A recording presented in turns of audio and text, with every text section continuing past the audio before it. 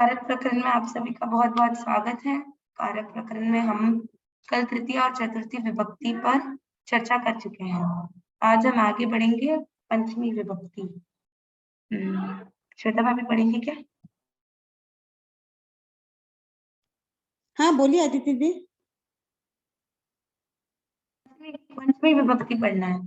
पंचमी विभक्ति मैं पढ़ूं? अनुकूलता हो तो? हाँ नहीं, मेरी एक minute, I just get my xerox. Okay, जब तक हाँ किसी और को बोलो आगे का। नीतू आंटी पढ़ेंगी।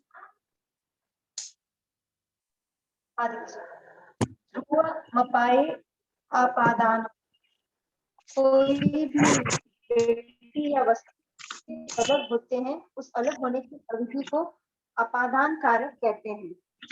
अपादाने पंचमी, जिसकी ध्रुव पाए पादानम सूत्र से अपादान संज्ञा होती है, उस अनुक्त अपादान कारक में पंचमी विभक्ति होती है। यथा देवदत्तः ग्रामाद आयाति, देवदत्त ग्राम से आता है। इस वाक्य को देखिए, इसमें देवदत्त ग्राम से अलग हो रहा है, अतः ग्राम की ध्रुवमपाए पादानम सूत्र से अपादान कारक संज्ञा है। वाक्य में लकार के द्वारा कर्ता उक्त है, अपादान अनुक्त है, इसलिए ग्राम में अपादाने पंचमी सूत्र से पंचमी विभक्ति हुई है।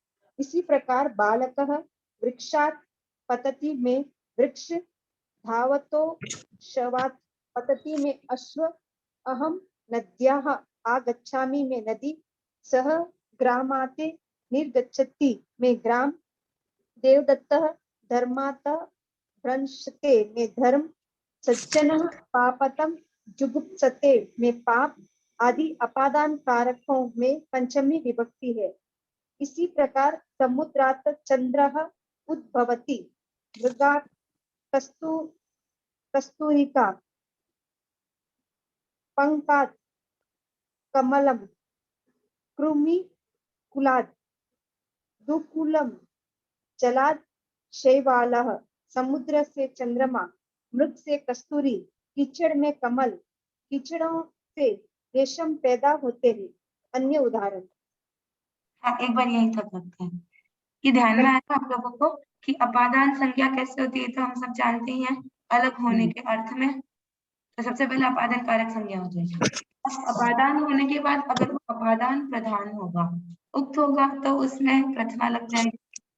अब अगर अनुक्त होगा तो हम उसमें अपादान पंचमी सूत्र से पंचमी विभक्ति लगा देंगे। जैसे यहाँ पे इन्होंने दिया देवदत्तः ग्रामादायाति, ग्राम से आ रहा है, ग्राम से अलग हुआ, अपादान संज्ञा हो गई। अपादान संज्ञा हो जाने के बाद में, क्योंकि यहाँ सेंटेंस में उक्त कौन है? देवदत्त, तो ये अनुक्त हो गया। अनुक्त अपादान होने से इसमें अपादान पंचमी से पंचमी विभक्ति हो जाएगी। वैसे ही कोई भी चीज अपादान संज्ञा होने के बाद अगर वो अनुक्त है तो उसमें पंचमी हो जाएगी। जैसे इन्होंने बहुत सारे दिए हैं, सज्जनः पापात् जुगुप्सते। नीतू आंटी आप त को हलन देना, तो त को पूरा नहीं बोलना है, पापात्, ग्रामात्, है ना। तो ये अपने को तो यहाँ पे पंचमी लग गई हर जगह। रामात्, आप लोग जानते हो, रामात् रामाभ्याम रामेभ्याम, जो राम के रूप है, वैसे जो भी शब्द होगा उसके रूप में पंचमी का एक द्विवचन बहुवचन जो भी होगा वो देख के अपने को लगा लेना है। इसमें कोई प्रश्न किसी का? अनुक्त होना चाहिए, ये तो ध्यान में है ही आपको। अत्र कोऽपि शंका अस्ति चेत् कृपया पृच्छन्तु, नास्ति तर्हि अग्रे गच्छामि। आगे देखिए उपपद पंचमी। नीलम दी, मैं सूत्र पढ़ देती हूँ, फिर आप उसका अर्थ कर दीजिए। अन्य किसी का डाउट है? अन्य, सॉरी, नहीं। हाँ, नो प्रॉब्लम, आप पढ़ सकते हो तो पढ़ो। नहीं, मुझे लगा आप मेरे को वापस बोलने के लिए बोल रहे हैं, इसलिए आई रिपीट। नहीं, मेरे को लगा कोई क्वेश्चन होगा बीच में, मैं भूल गई, आगे चल गई इसलिए। नो। अन्यारादितरर्थे दिक्शब्दांशुत्तरपदा जाहि युक्ते।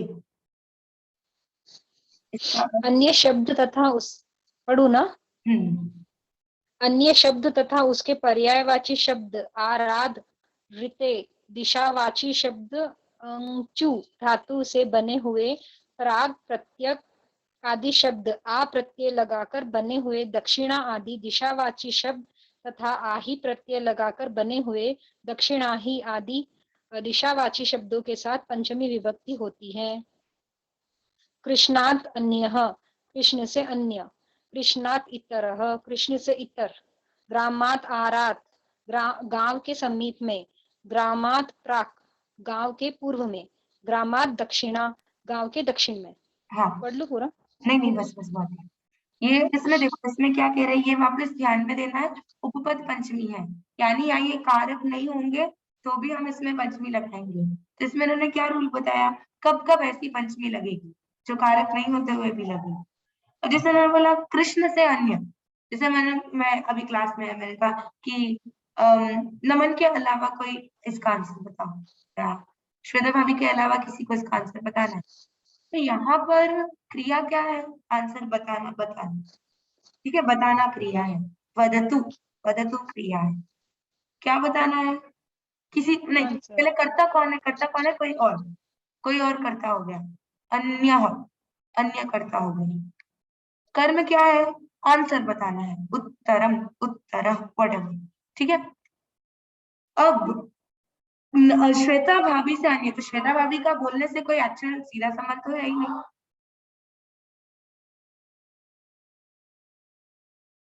तो यहाँ पे एक्चुअली कृष्ण से अन्य कोई बताइए, तो कृष्ण का बताने से कोई संबंध है ही नहीं, तो वो कारक तो है नहीं, पहली बात अपने को पता चल गई। तो यहाँ पे क्या होता है, षष्ठी विभक्ति लग जाती, संबंध यहाँ पे कृष्ण से अन्य कोई है, ये कारक ही नहीं है तो इसमें षष्ठी लग जाती। पर इस सूत्र ने कह दिया कि अन्य आदि ये जो शब्द हैं, जब ये समीप में होंगे तो ये जिसको एड्रेस कर रहे हैं उसमें पंचमी विभक्ति लगानी है। अस्तु, ये उपपद, ये कौन से शब्द है, देखो थर्ड पर्सन क्या? थर्ड पर्सन, ये अन्य जिसके कॉन्टेक्स्ट में होगा वो, ये शब्द कोई जिसके बारे में बोल रहे हैं ऐसे, mean who is the first person speaking about some other person, उसमें पंचमी लग जाएगी क्या, पूछ रही हूँ? हाँ, हाँ, ठीक है। ये इसको हम उपपद पंचमी बोलेंगे क्योंकि ये कारक नहीं होते हुए भी इसमें विभक्ति लगी।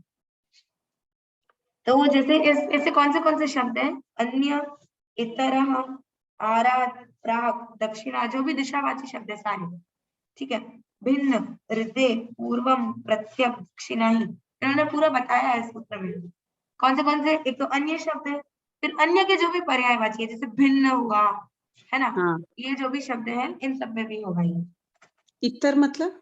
इतर भी इसका यही मतलब है, अन्य, इतर, इससे बोलते हैं ना बहुत बार, मतलब अन्य और इससे अलग, डिफरेंट, भिन्न, ओके, डिफरेंट, कोई अन्य का ही पर्यायवाची शब्द है। ठीक। इतर, अच्छा, ये सुबह से इसमें बेसिकली डायरेक्शंस ही आएंगे क्या? नहीं, नॉट वेरी इम्पोर्टेंट। डायरेक्शन के लिए तो इन्होंने बोल दिया ना दिशावाचक, अब अन्य तो कोई डायरेक्शन नहीं है ना, अन्य में नहीं है, क्या, हाँ, अच्छा, अलग अलग डिफरेंट। तो ये सारे शब्द हैं, फिर इन्होंने क्या बोला, देखो आराध, हृदय, इसका मेरे को मतलब एक बार डिक्शनरी में देखना पड़ेगा, आराध का मीनिंग मेरे पहली बार, अच्छा लिखा है ना समीप, क्या लिखा है ना, के आराध समीप, समीप, सब मिल गया, आराध यानी समीप, रहते मीन्स के बिना, हृदय इसके बिना, ये आता है, ये योग दर्शन में आता है एक सूत्र, हृदय प्रज्ञा, परा प्रज्ञा, ऐसा एक है कुछ। फिर देखो और क्या दिया, अंशु एक धातु है, अंशु धातु का अंशु धातु से बने हुए प्राक, प्रत्यक आदि शब्द, आ प्रत्यय जैसे दक्षिण शब्द है, उसमें आ प्रत्यय टाक आदि लगाकर दक्षिणा बनता है, उत्तरा, दक्षिणा, इस बार लग के बनता है, तो वो शब्द भी, और आही प्रत्यय लग के जो शब्द बनते हैं, ये सारे शब्दों के उपपद में रहते हुए इन मतलब पंचमी विभक्ति लगेगी। कोपी जिज्ञासा अस्ति हो, अस्ति चेत पृच्छन्तु सर्वे। के साथ भी पंचमी। क्लियर है, इसमें कोई डाउट?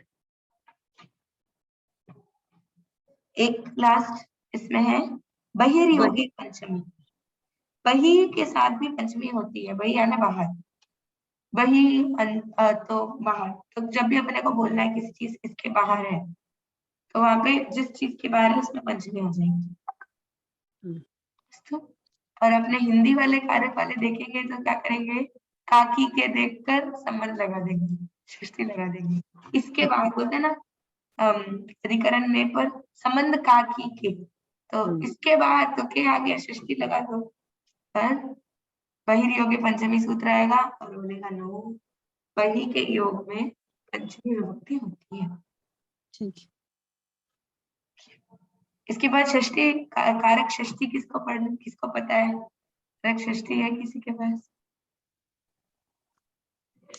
क्योंकि षष्ठी कोई कारक है नहीं, कारक तो है ही। के बाद अपादन के बाद अगला कारक अधिकरण, मुस्कान जी पढ़ेंगे? हाँ है ना, उपपद षष्ठी। I said कारक, कारक षष्ठी, षष्ठी विभक्ति तो है, एज अ कारक। कारक सप्तमी। अभी कारक सप्तमी पढ़ना है ना? हाँ कारक सप्तमी। आधारोधिकरणम, कर्ता अथवा कर्म की क्रिया का जो आधार बनता है उसे अधिकरण कारक कहते हैं। सप्तम्यधिकरणे च, अनुक्त अधिकरण कारक में सप्तमी विभक्ति होती है। आधार को इस प्रकार पहचानिए, वाक्य में जो भी क्रिया हो उसमें प्रश्न लगाइए कहाँ, उत्तर में जो मिले उससे ही उस क्रिया का अधिकरण जानिए। जैसे राजसभायाम ददाति, इस वाक्य में क्रिया है देना, तो प्रश्न कीजिए कि कहाँ देता है, उत्तर है राजसभा में। इस राजसभा को ही इस वाक्य में देना क्रिया का अधिकरण जानिए। इस प्रकार कटे आस्ते, स्थालायाम पचति, विद्यालये पठति आदि वाक्यों में आधारोधिकरणम सूत्र से कट, स्थालीय और विद्यालय का अधिकरण संज्ञा हुई है, और सप्तम्यधिकरणे च सूत्र से इसमें सप्तमी विभक्ति आई है। अन्य उदाहरण, पक्षी वृक्ष निवसति में वृक्ष, कूपे जलम असति में कूप, अहम शालायाम पठामि में शाला आदि अधिकरण कारक है। ये आधार अर्थात अधिकरण 3 प्रकार के होते हैं। हाँ एक मिनट, क्या तक सबको ध्यान में आ गया क्या? अधिकरण किसको कहते हैं सबको पता है, जो आधार बनता है वो अधिकरण है। और अगर अधिकरण अनुक्त होगा तो उसमें सप्तम्यधिकरणे च, इस सूत्र से सप्तमी विभक्ति लग जाएगी। उक्त होगा तो प्रथमा लगेगी, अनुक्त है तो सप्तम्यधिकरणे च से सप्तमी लग जाएगी। यहाँ आई थिंक ये क्लियर है सबको। अब इन्होंने आधार के भी टाइप्स बताए हैं, अलग अलग टाइप ऑफ आधार बताए हैं, तो वो अपन देखते हैं क्या है। श्वेता भाभी पढ़ सकते हैं अभी? हाँ। औपश्लेषिक आधार, उपसमीपे संबंधः श्लेषः। वापस पढ़ो टॉपिक वापस। वही ना, औपश्लेषिक आधार। श पूरा क्यों बोल रहे हैं? औपश्लेषिक। औपश्लेषिक आधार, उपसमीपे संबंधः श्लेषः, तत्कृतम् औपश्लेषिकम्। जब कोई हिंदी बोलते बोलते संस्कृत में लिख देती है, ये संस्कृत का मतलब इसको बोलते व्युत्पत्ति। एक सॉरी मैं बीच में इंटरप्ट कर रही हूँ। जैसे मतलब किसी भी शब्द की आप लोग ने देखा होगा, स्वस्मिन् आगतम इति स्वागतम, बहुत हमारे सब प्रवेश में ये बोलते हैं। आई थिंक जितने मैंने सुने 70% ऑफ सब हमारे सब फरमाते हैं ये। तो स्वागत का मीनिंग बताते हैं, स्वस्मिन् आगतम इति स्वागतम। तो इसको क्या बोलते हैं? इसको बोलते हैं व्युत्पत्ति। किसी भी शब्द का वो नाम क्यों पड़ा, तो उन शब्दों का मतलब एक एक का क्या राइट मीनिंग है, उन वर्ड्स को जोड़कर एक छोटे से सेंटेंस में उसका शॉर्ट मीनिंग बताया जाता है। इसे शब्द की व्युत्पत्ति कहते हैं। तो यहाँ भी औपश्लेषिक का की व्युत्पत्ति दी है। आप आगे पढ़ो फिर मैं। जब कोई वस्तु सामीप्य संबंध से किसी का आधार बनती है तो उसे औपश्लेषिक आधार कहते हैं। जैसे वटे गावः शेरते, गुर्रै शिष्याः सन्ति, वट के समीप गायें सोती है, गायों का वट से सामीप्य संबंध है। गुरु के पास शिष्य रहते हैं, गुरु का शिष्य में से सामीप्य संबंध है। गंगाया घोषः अस्ति, गंगा में अहीरों की बस्ती है। अहीरों है, अहीरों अहीरो अहीरो अहीरों की बस्ती है। घोष का गंगा से सामीप्य संबंध है, अतः वट, गुरु और गंगा गायों तथा शिष्यों तथा घोष की क्रिया का औपश्लेषिक आधार है। देवदत्तः कटे आस्ते, यहाँ देवदत्तः चटाई के एक देश में बैठा है। जले मीना संति, पानी में मछलियां हैं। यह श्लेषस्य समीप मुपश्लेषम तत्कृतम, ऐसी व्युत्पत्ति मानने से ये भी औपश्लेषिक आधार के उदाहरण है। Okay fine, now let's understand. औपश्लेषिक आहार यानी ये भी न्याय दर्शन से रिलेटेड है। न्याय दर्शन में 3 प्रकार के संबंध आते हैं। एक होता है संयोग संबंध, दूसरा स्वरूप संबंध, संयोग संबंध, समवाय संबंध और स्वरूप संबंध। जैसे ये मोबाइल लिया है अभी हाथ में, चश्मा है, चश्मा मेरे हाथ में है, तो मेरे चश्मा और इस हाथ का कुछ कण, इन दोनों का एक संबंध है, इसको हम बोलते हैं संयोग संबंध। तो अभी मेरा हाथ इस चश्मे के लिए औपश्लेषिक आहार है। जो सामीप्य जिन दो चीजों के बीच में होता है, तो उसमें वो औपश्लेषिक आधार बन जाता है। यहाँ पर जैसे उन्होंने बोला गुरु के पास शिष्य रहते हैं, तो गुरु और शिष्य के बीच में सामीप्य है। ये जो सामीप्य है, इससे भी हम एक आधार ही मानेंगे, जरूरी नहीं ऊपर नीचे या तो ये नीचे और ऊपर हो, सामीप्य भी एक औपश्लेषिक आधार है। फिर इन्होंने बोला पानी में मछलियां रहती है, तो पानी क्या है, मछलियों के लिए औपश्लेषिक आधार। बेसिकली कॉन्टैक्ट, सामीप्य जहां भी होगा वो सभी तरह के आधार औपश्लेषिक आधार कहलाएंगे। अभिव्यापक आधार, नीतू आंटी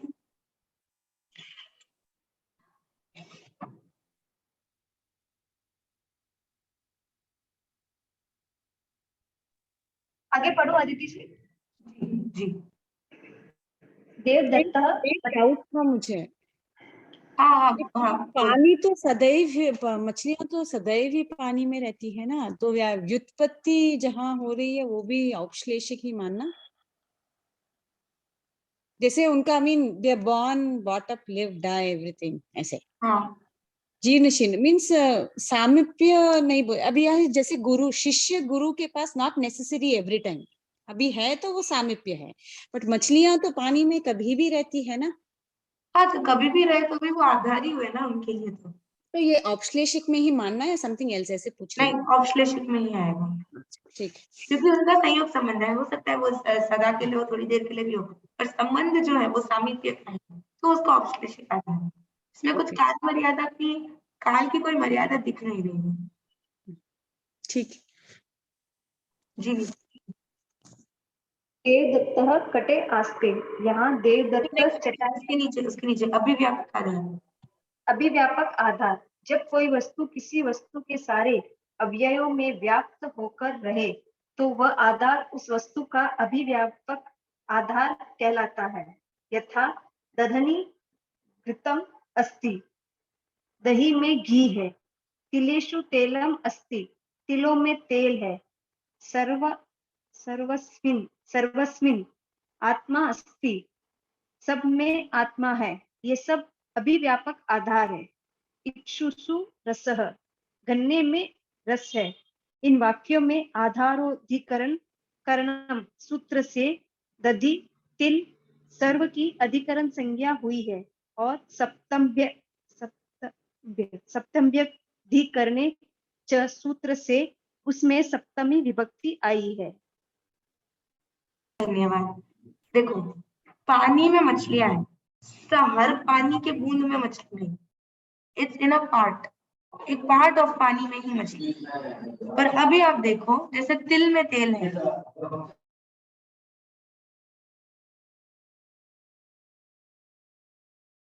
तो जैसे तिल है तो संपूर्ण तिल में तेल है, या जैसे दही है तो दही का कोई भी ऐसा कोना नहीं है जिसमें मतलब घी नहीं रहा हो, मतलब उस संपूर्ण में संपूर्ण का वास। जैसे लाइक एक और अपन एक जैसे गन्ना है तो पूरे गन्ने में रस रहता है, तो जिसमें वो व्याप्त है, पूर्ण रूप से व्याप्त है, उस आधार को हम बोलेंगे अभिव्यापक आधार। Okay, well let me clear one more thing जो शायद आपके माइंड में आ सकती है यहाँ पे, कि फिर सप्तमी लग रही है ना दोनों में, या कुछ और लगेगा, ये आधार होने से कुछ और लगेगा क्या? ऐसा कुछ भी नहीं है। या माता जी ने एक स्टेप और थोड़ा आगे बताया है कि ये मत सोचना खाली ऐसे ऊपर नीचे आधार होते हैं, ऐसे तरह के आधार भी होते हैं। लगेगी तो सप्तमी, अभिव्यापक आधार में भी सप्तमी लगेगी, औपश्लेषिक आधार में भी सप्तमी ही लगेगी। ठीक है, किसी को प्रश्न है इसमें अभिव्यापक वाले में? कोई प्रश्न?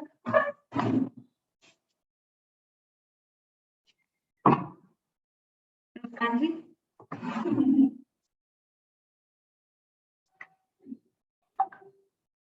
नहीं, क्लियर, समझदार है ना, पता नहीं।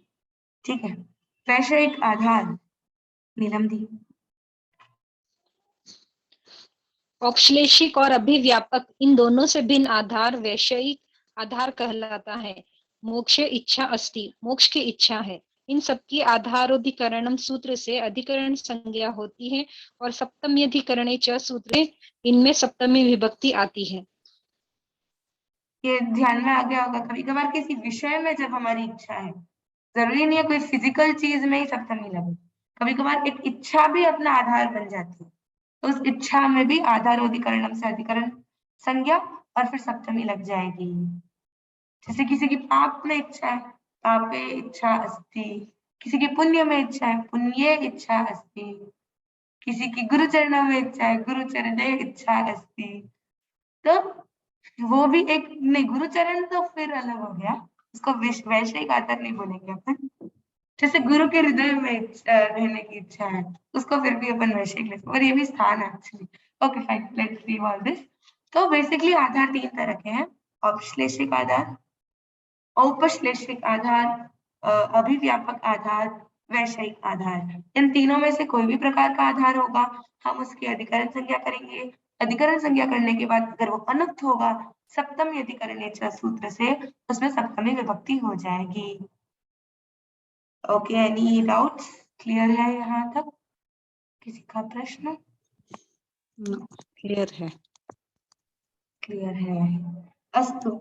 अगला सूत्र पढ़ लेते हैं अपन, कंप्लीट होने आ रही है। यतश्च निर्धारणम, किसी समुदाय से जब जाति, गुण, क्रिया तथा संज्ञा के द्वारा एक भाग को पृथक करने को निर्धारण कहते हैं। जिससे निर्धारण होता है उस समुदाय वाचक प्रातिपदिक से षष्ठी तथा सप्तमी विभक्ति होती है। यह विकल्प है बेसिकली। अब देखते हैं, नृणाम नृषु व द्विजः श्रेष्ठः। द्विज किसको कहते हैं, आप लोग को पता है? किसको पता है द्विज किसको कहता है? क्या देखो, इन्होंने बोला नरों में द्विज श्रेष्ठ है। बोलो श्वेता भाभी। नरों में द्विज विद्वान क्या? ओके, और रितु आंटी और कोई ट्राई करना चाहते? द्विज किसको कहते हैं? द्विज, नरों में नर क्या है? इंसान है ना? हाँ, मनुष्य, मनुष्य। मनुष्य। राजा क्या द्विज मीन्स? नहीं, मैं ही बता देती, चलो। द्विज यानी द्विजन्मा, जो दो बार जन्मता उसको बोलते हैं द्विज। तो कौन है द्विजन्मा? कोई है ऐसा? जो दीक्षा लेते हैं।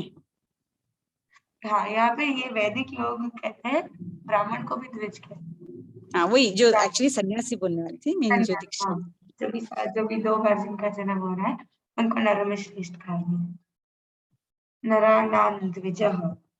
तो देख क्या बोला इन्होंने, अब देखो इन्होंने क्या किया, द्विज एक कैटेगरी है पूरी, नर ये एक समुदाय है, उस समुदाय में से इन्होंने एक पार्ट ऑफ एक सर्टेन सेक्शन को अलग बताया है। तो इन्होंने क्या बोला, जो समुदायवाचक प्रातिपदिक है, जो समुदाय बता रहा है उसमें सप्तमी लगेगी, क्योंकि अलग जो होगा वो तो प्रधान हो गया, उसमें तो प्रथमा लग जाएगी। देखो नृणाम नृषु वा द्विजः श्रेष्ठः, नृणाम नृषु वा द्विजः श्रेष्ठः, तो श्रेष्ठ कौन है यहाँ पे, द्विज बेसिकली। तो द्विज तो हट ही गया। अब समुदायवाचक जो प्रातिपदिक है नृणाम, ये सप्तमी हो गई। नृणाम है ना, रामाणाम, नृणाम, नृणाम नृषु ऐसे ही होगा। तो जो भी समुदाय में जब अपन किसी और को अलग बताएंगे, एक भाग को पृथक करने को निर्धारण कहते हैं। तो जब भी ऐसे कोई निर्धारण होगा तब उस समुदायवाची प्रातिपदिक में सप्तमी भी हो सकती है, षष्ठी भी हो सकती है, या विकल्प, ओके, या विकल्प है।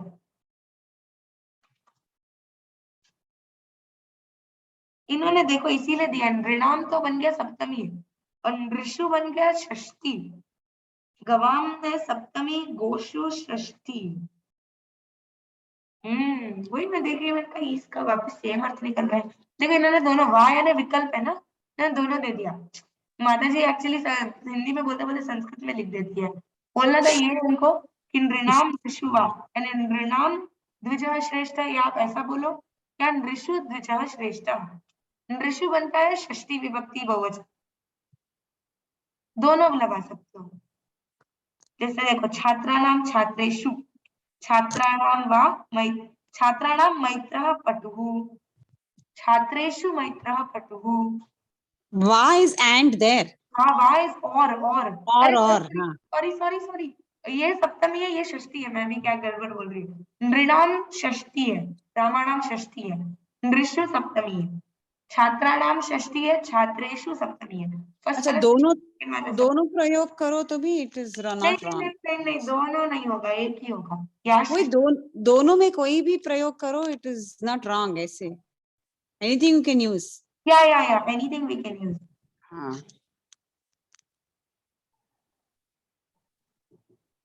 Anything you can use. इन्होंने और भी उदाहरण दिया है, बाप रे बहुत सारे उदाहरण दिए हैं। सप्तमी और कैसे कैसे लगती है। परार्थे मरणम श्लाघ्यम भवति, पर अर्थ में मरण श्लाघ्य कहलाता है, किसी और के लिए मरना श्लाघ्य है, प्रशंसनीय है।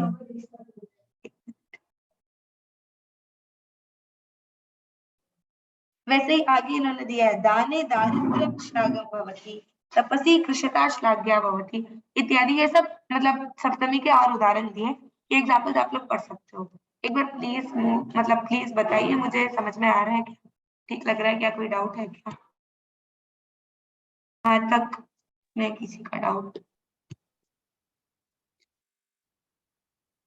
It's okay.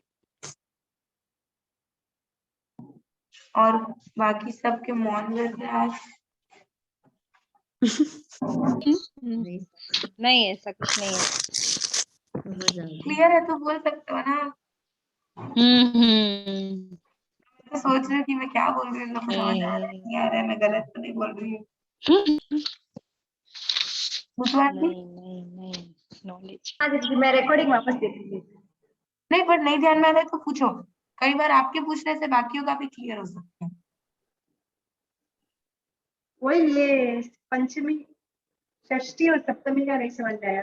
ये वाला अभी बोली निर्धारण वाला, वो वाला ना, मैं वापस बोली, टेंशन नहीं है, पहले आज थोड़ा सा भी ज्यादा से। नहीं, वो मेरा विभक्ति नहीं किया ना, इसलिए शायद हो सकता है मुझे धीरे समझ में। नहीं वो इट्स ओके, मैं आपको बताती हूँ। अब ये तो समझ आया ना रूल क्या है। देखो जैसे कभी कभार क्या है, एक समुदाय है, उस समुदाय में हमें एक पार्ट को विशेष बताना है। जैसे उन्होंने बोला जो द्विज है, जो 2 बार जन्मे, यानी जो ब्राह्मण है, जो सन्यासी है, वो भी है तो मनुष्य ही, राइट। तो मनुष्य एक समुदाय है और उस समुदाय में से एक पार्ट को हम पृथक कर रहे हैं, विशेष दिखा रहे हैं। ऐसे में जो शब्द समुदाय को बता रहे हैं, मनुष्यों में से द्विज श्रेष्ठ है, तो समुदायवाचक कौन है, मनुष्य। तो मनुष्य में सप्तमी या षष्ठी विभक्ति लग सकती है। षष्ठी विभक्ति में ये समुदाय है तो इसमें बहुवचन ही लगेगा, मनुष्यों में। तो षष्ठी विभक्ति के बहुवचन में बनेगा नृणाम, और अगर षष्ठी नहीं लगा के सप्तमी लगानी है तो हम बोलेंगे नृषु। ओके, तो जो भी समुदायवाचक शब्द होगा उसमें हमें षष्ठी या सप्तमी विभक्ति लगानी है। उसी को इन्होंने लिखा है नृणाम नृषु वा द्विजा श्रेष्ठ, यानी दोनों लगा सकते हो, वा यानी विकल्प। नृणाम द्विजा श्रेष्ठ बोले तो भी सही है, नृषु द्विजा श्रेष्ठ बोले तो भी सही है। अब ध्यान में आगे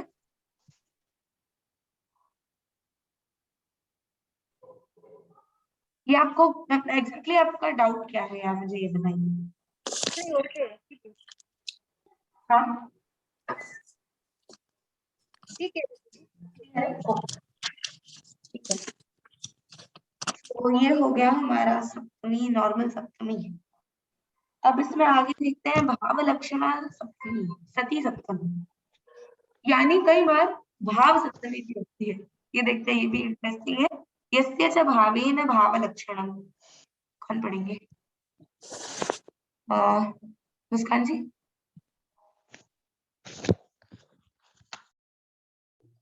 हाँ सर। कृपया पठतु। और कहाँ पे है ये? तो ये 103 एग्जाम्पल्स के बाद 103 10 पूरा ऊपर। ओके, ये पूरे एग्जाम्पल्स ही है ना यहाँ पे। और जब कर्ता या कर्म की क्रिया के द्वारा दूसरी क्रिया बतलाई जाए तब पहली क्रिया यदि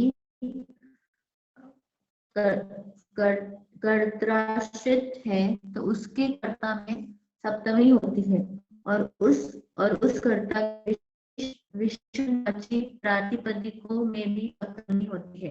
पहली क्रिया यदि कर्माश्रित है तो उसके कर्म में सप्तमी विभक्ति होती है और कर्म के विषयवाची विशेषणवाची प्रातिपदिकों में भी सप्तमी होती है।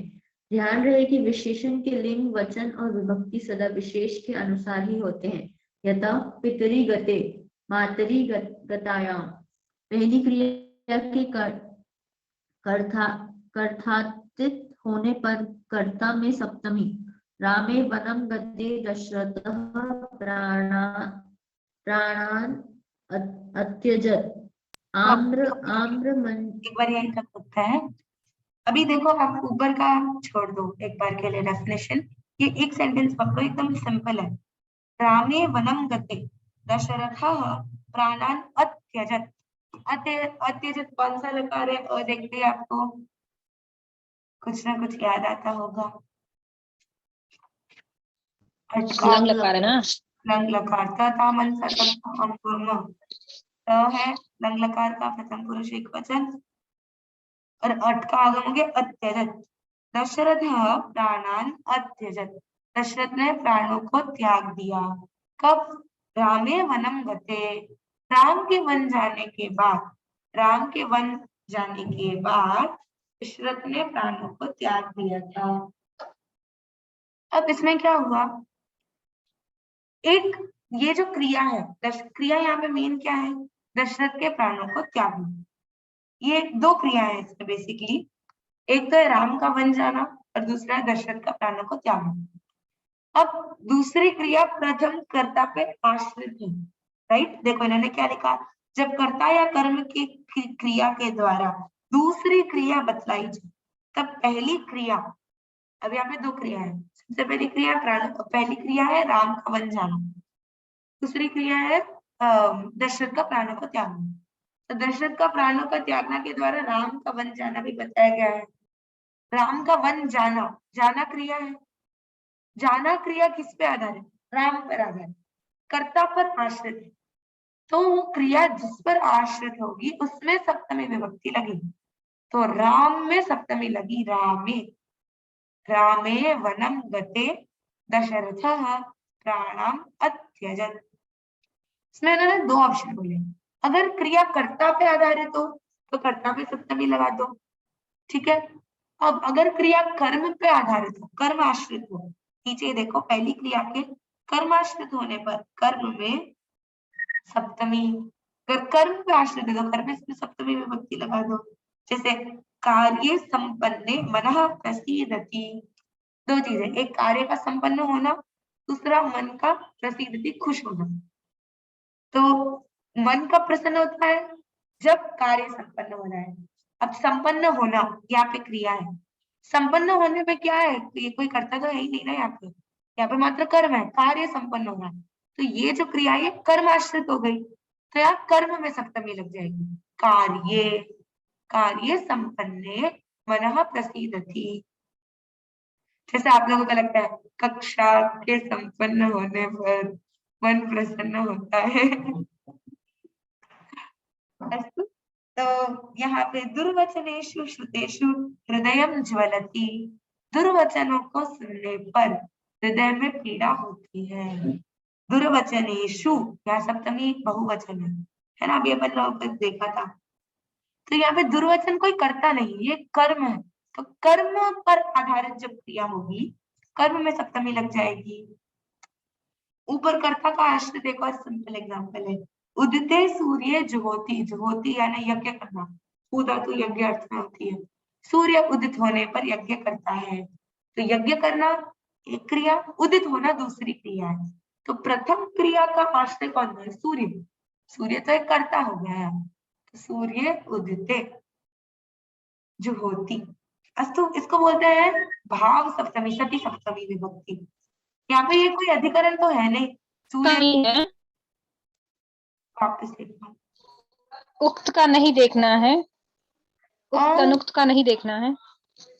यहाँ पर तो देख रहे हैं ना अपन, देखो जैसे रामे वनम गति दशरथ प्राणान अत्यजन, दशरथ उक्त तो हुआ, उसमें प्रतिमा लगी ना। ओके, हाँ हाँ हाँ, ओके। यहाँ पे मुख्य देखने की ये बात है कि अधिकरण नहीं है ये सब।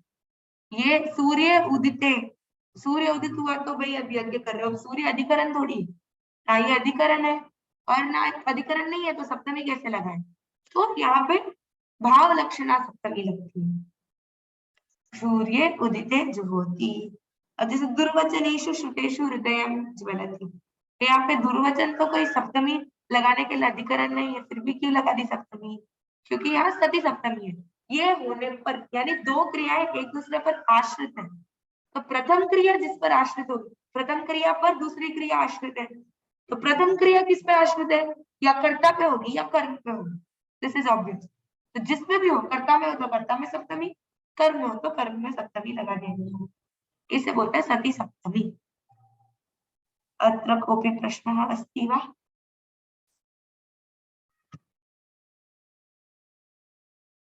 क्लियर है? क्या बात है, आजकल सबको थोड़े से शब्दों में बहुत अधिक बोध होने लग गए हैं। अस्तु, अब हमारा लास्ट टॉपिक संबंध में षष्ठी। कारक विभक्ति तो पूरी हो गई, कारकों के अलावा जो शेष है वो है, आप बोलो तो आज, तुम बोलो तो कल, आज लेके खत्म कर दो, बस ये मत बोलना। नहीं, ले लो, आज हो जाएगा ना, कंप्लीट हो जाएगा ये वाला पूरा। ले तो मैं लूंगी षष्ठी, आई फील षष्ठी तो ले सकती हूँ, उपपद में षष्ठी वाला, चलो साथ कैसे संबंध में षष्ठी विभक्ति होती है। अब जो ध्यान दे कि एक संबंध में सब है कुछ नहीं तो नहीं बोलना है, बोलो। नहीं, मैं सच में आगे पढ़ लेती हूँ ऐसे सोचा। अच्छा ओके, मेरे को सुनाई नहीं दिया, मेरे को 50 सुनाई दिया। हाँ पढ़ो ना। नहीं, ध्यान दे कि एक संबंध में सदा दो संबंधी हुआ करते हैं, किंतु इन दो संबंधियों में जो अप्रधान संबंधी होता है उसी में षष्ठी विभक्ति होती है। जैसे राजज्ञ पुरुषः आगतः, देवदत्तस्य पुत्रः पठति। राज्ञः,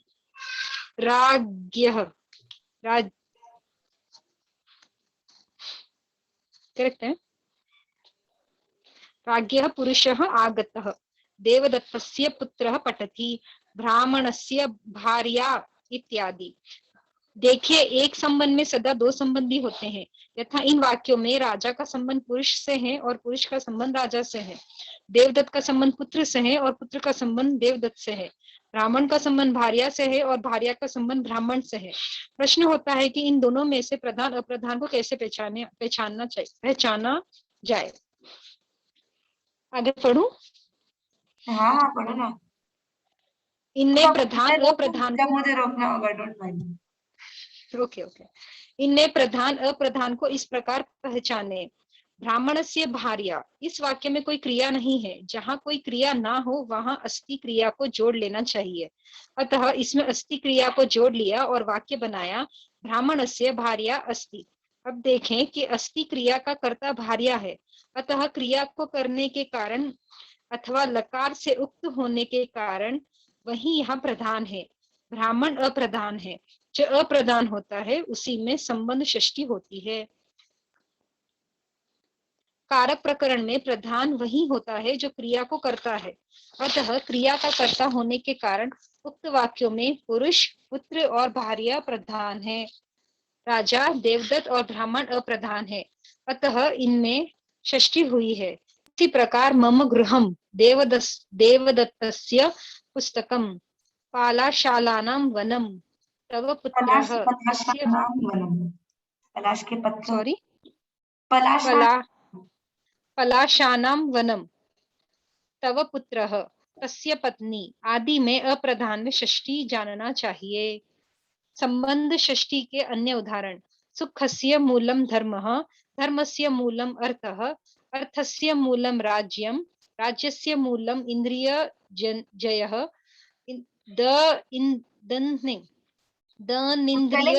स्पेलिंग मिस्टेक है, इंद्रियस्य मूलम विनयः, स्पेलिंग मिस्टेक। इंद्रियस्य जनस्य मूलम विनयः, विनयस्य मूलम वृद्धोपसेवा, वृद्धोपसेवायाः मूलम विज्ञानम, विज्ञानेन आत्मानं संपदायेत। आज नीलम दी जल्दी जल्दी में सब गलत गलत पढ़ रहे हैं, क्या बात है? ओके, आप तो कम आते हैं उच्चारण में अश्विनी, आज इतनी जल्दी है तो सब फास्ट फास्ट फास्ट।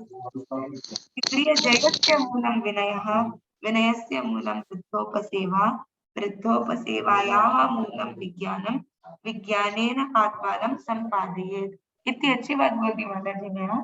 बेसिकली ये उनका मेन मैसेज रहता है हमेशा कि आत्मा को ज्ञान के द्वारा क्या करोगे। वो बोलती रहती है, बहुत सारे बाबा लोग हाथ में माला लेके जपते रहते हैं, नाचते रहते हैं, गाते रहते हैं, इससे क्या होता है? इससे मुक्ति थोड़ी होती है। ज्ञान पढ़ो, व्याकरण पढ़ो, न्याय पढ़ो, जब मुक्ति होगी। तो उन्होंने बोला किसका मूल क्या है? जैसे पूरा अपन बोलते हैं ना, अपने अपने में भी बहुत बार आता है, सुख का मूल है धर्म, धर्म का मूल अर्थ। ऐसे करते करते करते इन्होंने बोला वृद्धों की सेवा का मूल है विज्ञान, और विज्ञान के द्वारा आत्मा को आप संपादन। तो जैसे इन्होंने आगे भी ले लिया है, आगे वाले तो खैर ठीक है, ये पूरा चला क्रम। आगे वाले में तो चंद्रस्य दूषणम कलंकः, समुद्रस्य दूषणम क्षारता, सूर्यस्य दूषणम आतपः, तपसो दूषणम क्रोधः, संसारस्य दूषणम दुःखम, धनवतां दूषणम कृपणता, धर्मस्य दूषणम निर्धनः। अब देखो कोई प्रवचन बनाने की जरूरत है क्या? संस्कृत के कुछ 4 लाइन लेके चले जाओ, उसमें आराम से बोलो, ये पूरा एक प्रवचन है। सुखस्य मूलम धर्मस्य विज्ञानेन आत्मानं संपादयेत्। ये एक पूरा प्रवचन स्पीच तैयार है। जब सुखना सप्ताह चल रहा था ना, तब मैं यही बोलती थी श्वेता जी को, मेरे को मेरा टेंशन खत्म हो गया जिंदगी में प्रवचन देने का। कोई संस्कृत की अच्छी किताब उठाओ, कोई श्लोक लेके, वही बात है, आगम उठाओ, ये उठाओ, कोई अच्छा लेके जाओ, उस चीज को रखो, एक पैराग्राफ पढ़ो, उसका एक्सप्लेन करो, हो गया प्रवचन। करना क्या होगा, अपना अपना चिंतन भी हो गया और एक नई चीज होगी। एनीवेज, तो हमने अपन व्याकरण पे वापस जाते हैं, मैं ऑफ ट्रैक हो जाती हूँ बहुत बार।